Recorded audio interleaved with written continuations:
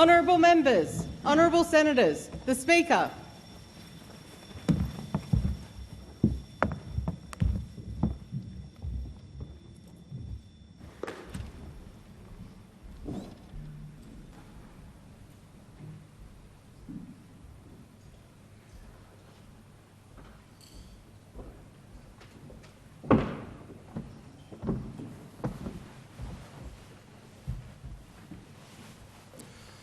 I acknowledge the Ngunnawal and Ngambri peoples, who are the traditional custodians of the Canberra area, and pay respects to the elders, past and present, of all Australia's Indigenous peoples.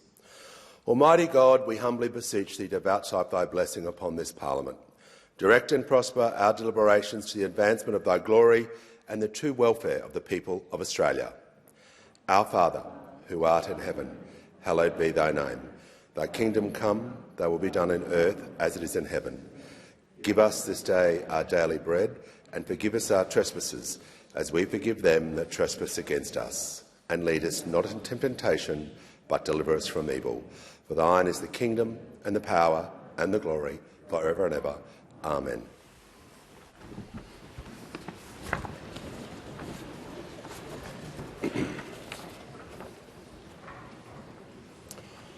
On behalf of the House, I welcome as guests the President of the Senate and honourable senators to this sitting of the House of Representatives to hear an address by Her Excellency Ursula von der Leyen, President of the European Commission. Sergeant-at-Arms, please escort our guest to the chamber.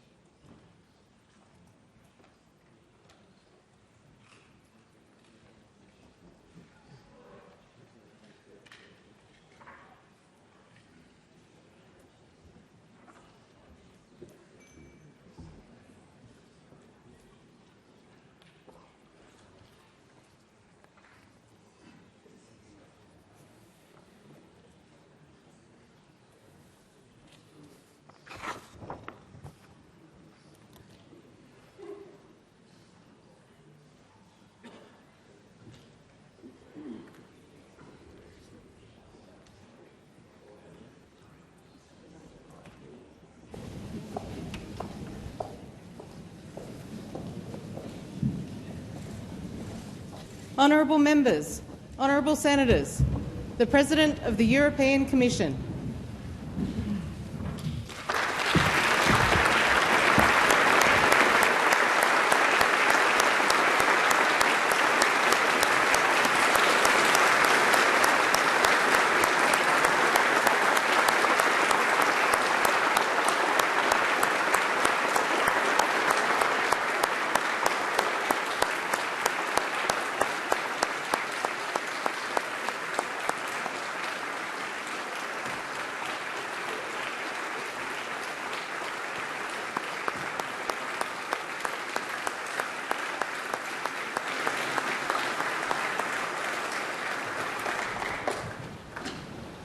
Your Excellency, I welcome you to the House of Representatives. Your address today is a significant occasion in the history of the House. I give the call to the Honourable the Prime Minister. President von der Leyen, my friend, on behalf of the people of Australia, it is my great honour and pleasure to welcome you and your delegation to our national parliament. You will shortly become one of only a handful of international leaders to have addressed our parliament, adding your name to a short list that, among others, includes President Obama, Prime Minister Modi, President Widodo, President Xi and Prime Minister Abe. Crucially, you are about to make history as the first woman international leader to address this parliament, an honour that will be forever yours. Your visit is a defining moment in our bilateral relationship. The Australia-European Free Trade Agreement will be a once-in-a-generation achievement that will create jobs and prosperity for generations to come. This was a logical step for two natural partners. But as we know, it was not inevitable. It took hard work and it took constructive engagement, and it required both sides to see the bigger picture, the wider horizon of shared opportunity. That is the instinct that defines us and binds us. The European Union and the Commonwealth of Australia are both proud, modern, democratic creations built on ancient foundations, both born in a spirit of unity, in the understanding that we are better and stronger together.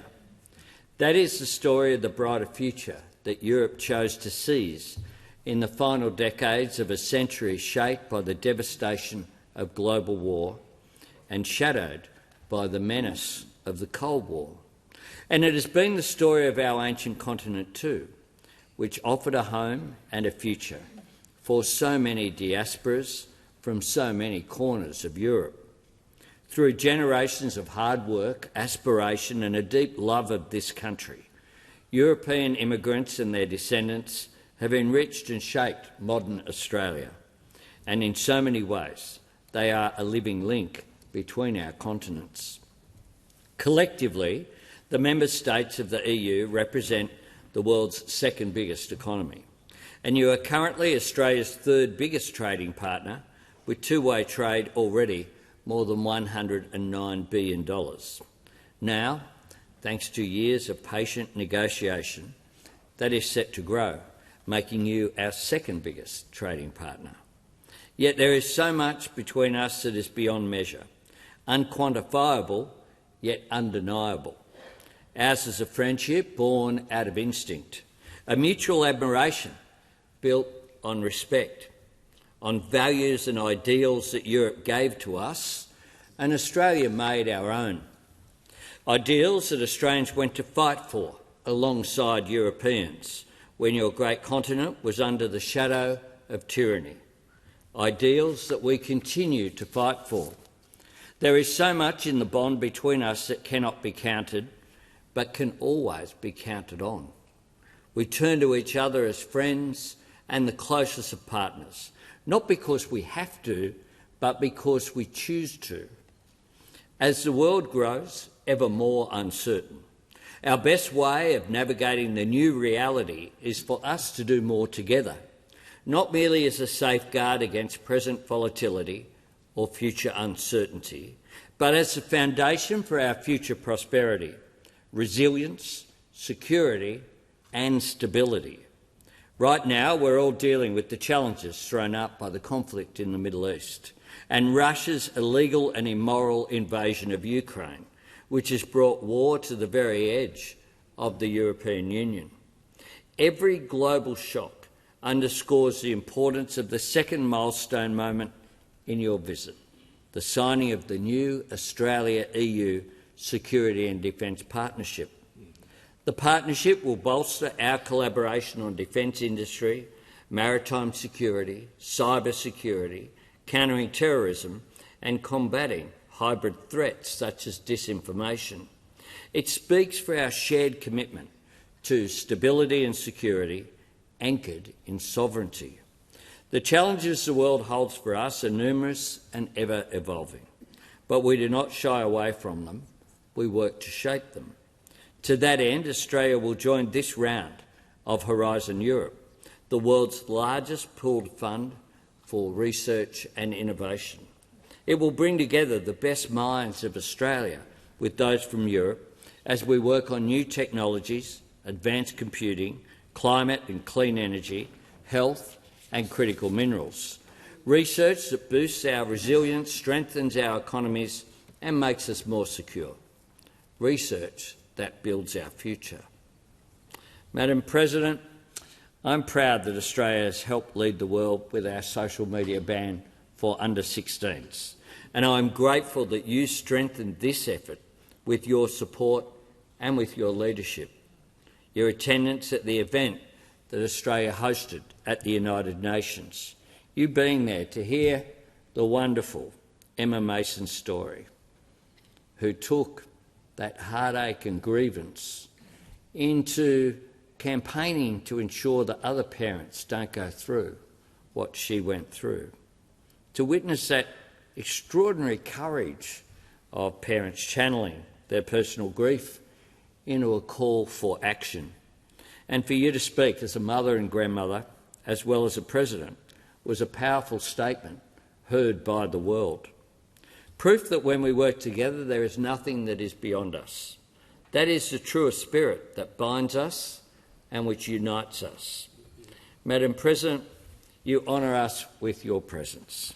You are always welcome in Australia, as a partner and, above all, as a friend. And give the call to the Honourable Leader of the Opposition. Thank you, Mr Speaker. Your Excellency, on behalf of the Coalition and Federal Opposition, it's a privilege to welcome you here to the Parliament. And it's a pleasure to welcome you back to Australia. To your Guten Tag, I say g'day. Yours is a historic visit. It's the first time a President of the European Commission has addressed the Australian Parliament, as we've heard, and on such a historic occasion, it's important to acknowledge the historic achievement of Europe, that is Western civilisation. After all, Australia is part of that civilisation, an heir to the European achievement. We too are the beneficiaries of democracy born in ancient Greece and the laws, civics and engineering feats of ancient Rome.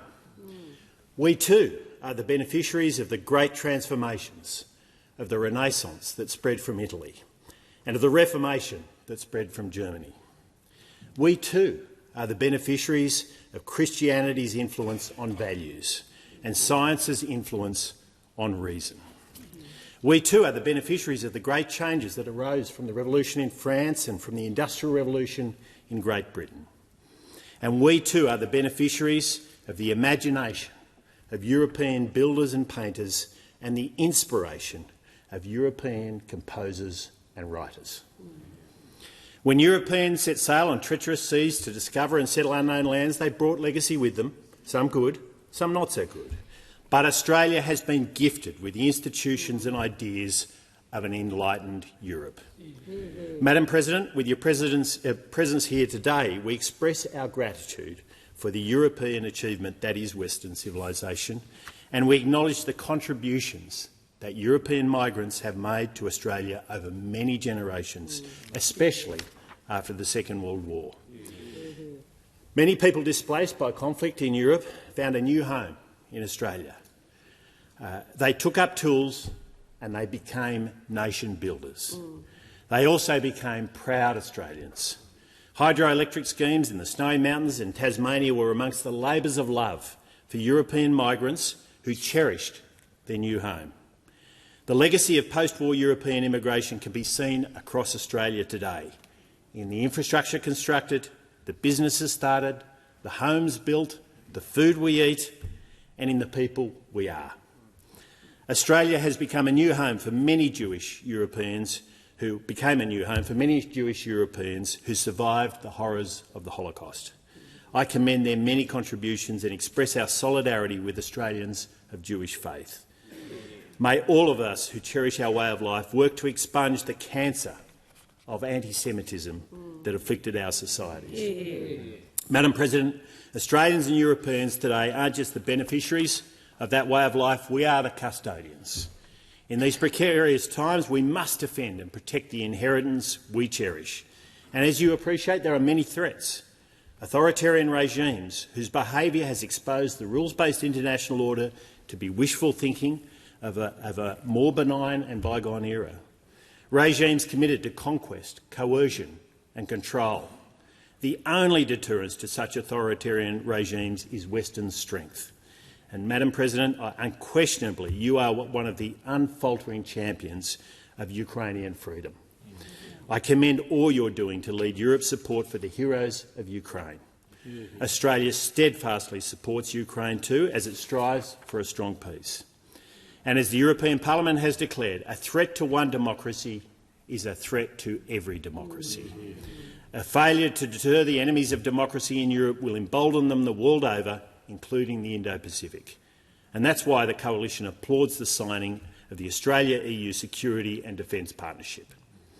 We stand together with clarity about what must be defended and what is worth fighting for. And so, Madam President, I also applaud the joint statement of nations who are willing to lend support to restore safe passage through the Strait of Hormuz. It was commendably signed by no less than 15 European nations. And I'm pleased the Australian government has now signed this statement too. Another mutual threat is Islamic extremism. In Europe and in Australia, the generosity of liberal democracies has been exploited. We've opened our doors to some people who don't want to embrace our culture, who want to erase it. The doors must be shut. Our culture can only survive by putting our values at the very centre of our immigration policies. A third threat is dependency. Europeans and Australians have become dependent on trading with nations in critical supply chains where there are real risks. But the age of free trade has not ended. Our goals of greater resilience, greater self-reliance and reindustrialisation are best served by working more closely with true and trusted friends. We believe in free trade. We know a good free trade agreement underpins mutual economic prosperity, and we must stand united against tariff barriers. The Coalition has a notable record in delivering high-quality free trade agreements. I think of the Australia-UK Free Trade Agreement that we signed in December 2021. That agreement removed tariffs on more than 99% of the goods exported to the UK. In any free trade agreement, Australia must not trade away its sovereignty. It must not limit its ability to make decisions in the national interest or protect our way of life. While the federal opposition will scrutinise all aspects of the free trade agreement between Australia and the EU, we commend the spirit in which it has been made. I acknowledge Matthias Cormann, Australia's former Finance Minister and now Secretary-General of the OECD, the founding father of this agreement. Madam President, we welcome you to our parliament and we welcome you to our country we are all so proud of. Your Excellency, it gives me great pleasure to invite you to address the House.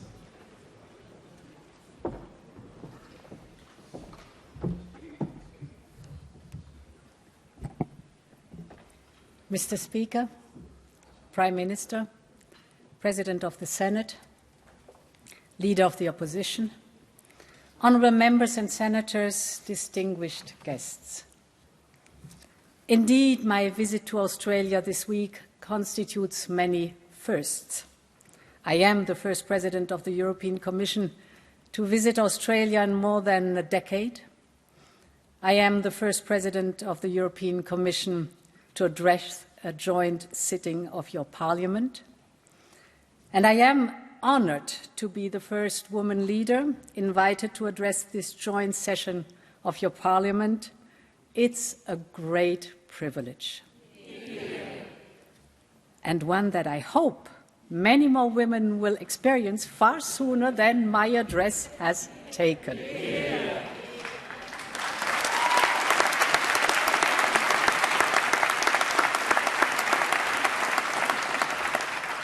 Mr. Speaker, dear Prime Minister, thank you for the invitation. Europe is in a dangerous moment. War has raged in Ukraine for 4 years, and there's little prospect of this ending anytime soon. In the Middle East, a new conflict rages. Countries that build economic models on the very premise of the stability and safety they provide are facing a new reality. The world we live in is brutal, harsh, and unforgiving. It feels upside down. What we knew as certainties are in question. The comfort blanket of yesterday is ripped away. It is confronting. But the world we are living in is also a more honest one. We are saying out loud what has changed and how we are changing. Against this backdrop, my visit is not a symbolic trip. What we sign today will unleash a new era of economic and security partnership. Europe, a continent of 27 member states and 450 million people, is changed. And we're not just open for businesses. We are here to begin a new epoch in our relationship rooted in the spirit of friendship. Mr. Speaker, it takes longer to cross Australia than to fly anywhere within Europe. Your far horizons, identified so eloquently by the iconic Australian poet Dorothea Mackellar, is a reminder that the distance has traditionally been a barrier to our relationship, but today geography is no more our destiny, and distance is no longer a protection or a luxury. The world has changed, but we get to choose how to shape our responses. And we do this without losing sight of our culture and our connections, and they run deep, built on the foundations of the post-war surge of migration into Australia. These millions of Europeans carried the same dream of hope, opportunity, prosperity, and a better life for their next generation. And while we not always have maximized this potential, our kinship has always bound us, and our cultures have always understood one another. I'm looking forward to drinking my first flat white on Australian soil, and I'm also looking forward to sampling a pavlova. Or do I have to wait to visit New Zealand to try that delicacy?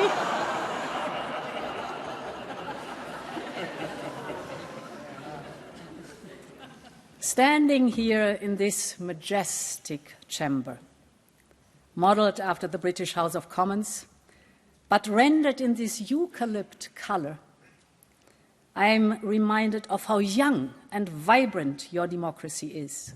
But linked to our enduring democracy in Europe, born in Greece thousands of years ago. But your history is even more ancient.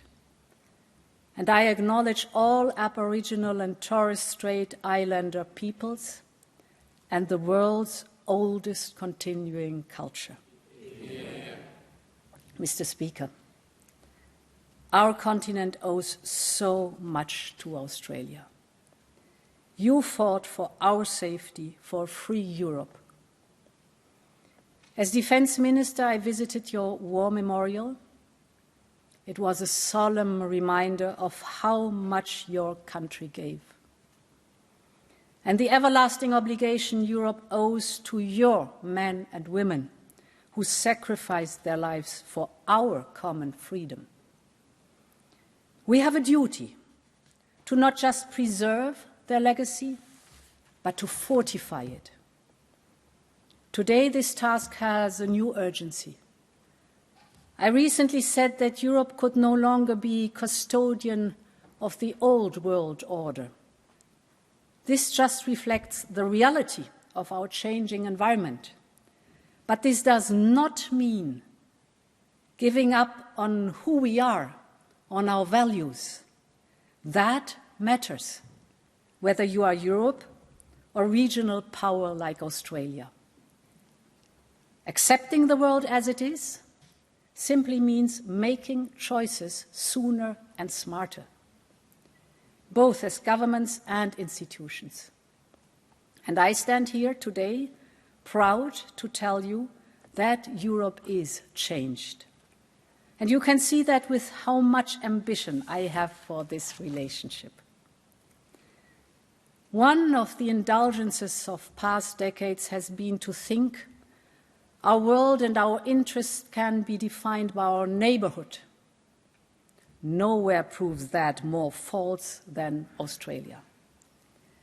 It can take us more than 24 hours to fly here, but so many of the issues that challenge you in Perth are the same as in Paris. Take energy prices. None of us is immune to the shocks, both geopolitical and economic, that the war in Iran brings to our populations. Pain at the pump is hard for our citizens. And just another reminder that building our resilience is today's job. We in Europe have been reckoning with our dependencies, particularly with Russian gas. There were warning signs, and we learned the lesson in the hardest of ways in February 2022. For context, imagine, for example, if here in Australia you were forced to stop selling your iron ore overnight. In a way, this is what we have had to do in Europe. Russian gas, a no-go overnight. And after our societies had already withstood so much, first with the financial crisis, then the pandemic, then the beginning of the war in Ukraine, and now a second energy, gas and oil price shock, diversification was and remains a necessity. And this is why I am proud that we have made decarbonization a defining pillar of our free trade agreement. It is hard-headed common sense. In my 6 years as President, I've witnessed firsthand how climate change is ravaging our continent, from floods in Valencia to the wildfires in Greece, which Australian firefighters came and helped put out. We all know what we are seeing is more severe. Dorothea McKellar wrote of Australia's droughts and flooding rains affecting your sunburned country. But the point is, these climate events have become more frequent and more intense, and it is our common responsibility to find solutions to power the planet we leave our children. This is why I am so pleased that Australia is considering entering Horizon Europe. Horizon is the world's largest research and innovation program. So joining this will put Australian researchers alongside Europe's to create tomorrow's technologies, whether in clean tech, quantum, or dual-use capabilities. Our brightest minds are coming together. With geopolitics at a boiling point, we know firsthand that the more you build homegrown energy, the sooner you get independent, and thus can shield yourself from energy price shocks. We are in a race to electrify our economies, and this is what future generations will judge us on. But the war in the Middle East is not just contained to the economic costs. Today's world shows that security threats are no longer restrained by distance, but are enabled by technology. Malicious actors are able to reach into our borders without ever leaving their own. Europe, like Australia, doesn't choose how threats come to us, but we all suffer their fallout. What happens in Ukraine matters in Unli. Australians have always understood this, which is why you have remained steadfast in support of European security. It should not be lost on anyone that the same surveillance plane that flew over Poland to help protect Ukraine is now in the Gulf, helping defend our partners under attack from Iran. Equally, it should not be lost on anyone that Ukraine has rushed to the aid of the Gulf states to help them defend their skies against the same Iranian Shahed drones that have been killing Ukrainians from the sky for years. Their cooperation has deepened, and there is no clearer example than the unimaginable sight of North Koreans fighting Ukrainians on European soil. We in Europe have also been battling attempts to undermine our democratic societies. And foreign malign interference is just another example of the threats we face converging. As our adversaries adapt to cooperate together, we too must respond together. Because when we stand side by side, we are stronger. And this is why I am so pleased you have accepted our offer of a security and defense partnership. This is what we will or have just signed today, creating a new defense industrial base so that we are ready to keep our people safe. Because for us in this chamber, this is our number one duty. Mr. Speaker, in the same way Australia understands that Europe's security is integral to its own, Europe knows the reverse is also true. Stability in the Indo-Pacific is our common goal. And this is why, when I went to India in January, we also signed a defense and security partnership. With these agreements, we can bring together our expertise to secure our maritime routes, collaborate to counter cyber warfare, and build new defense technologies together. Mr. Speaker, another of the realities that this new world has shown us is that dependencies can be weaponized. Australia knows this all too well. Europe, too, has been challenged by its dependencies, not just on Russian energy, but also for our reliance on imports from a singular supplier.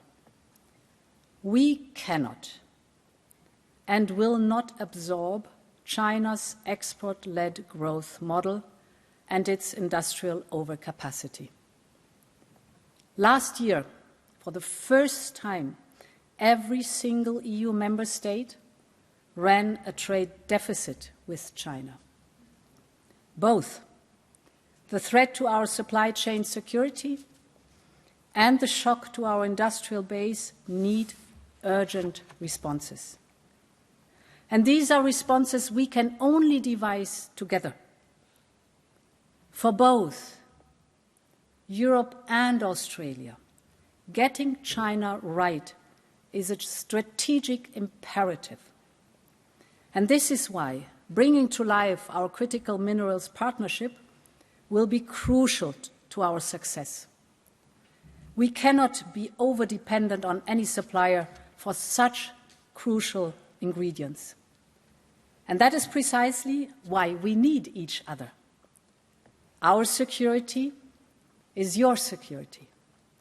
And with our new security and defense partnership, we have each other's back. Mr. Speaker, the Europe I am representing is very different to what you have known. It has been hard yakka, but we finally got there. Today we finally conclude our trade deal.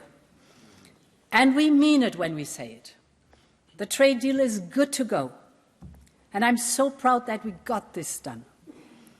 Because it's a fair deal, and one that delivers for your businesses, and one that delivers for our businesses. I think you call that hitting it for six. A trade deal many thought we might never land. But this reflects Europe's changing approach, from Latin America to India to, and I'm so pleased to add, Australia. When it comes to trade, Europe is open for business. We are rearming, We are decarbonising, we are preparing, we are becoming an independent Europe. And this means a more outward Europe. And this is why I am here today, because showing up matters. Mr. Speaker, this is my second visit to Australia. Last time I was enchanted by your kangaroos and koalas. And I must admit, I love to see them once again. Yesterday in Taronga Wildlife Park, maybe today in Bush Capital. But my overriding impression of Australia was its pluckiness. You are a country that likes to give things a go. And we are watching closely your world-leading social media ban. As a mother of 7 children and a grandmother of 6, I feel acutely the responsibility of protecting our children. It is we, parents, who must raise our children and not predatory, addictive algorithms. And Australia's example is one for all of us. Your social media ban was a community-led effort, bipartisan, and is up and running. We wish you every success. Several of our EU member states are looking to follow. And earlier this month, I convened for the first time my panel of experts. They are examining how Europe can implement possible restrictions in our union. When it comes to the safety of our children, no one should be surprised that we are so like-minded and willing to stand up for ourselves and the kind of societies that we want to live in. These things are precious. And if the volatile world shows us anything, it is that they are worth protecting collectively. Mr. Speaker, looking on a map, it can feel like the distance between us is enormous. But I have to say, being in your country feels like being among friends or mates. Let us take this friendship further than ever before and turbocharge a new age in Australia-Europe relations, showing that democracy has no distance. And, Mr. Speaker, every one of my speeches I finish with "Long live Europe." But today I would like to add "Long live Australia and our friendship." Thank you so much.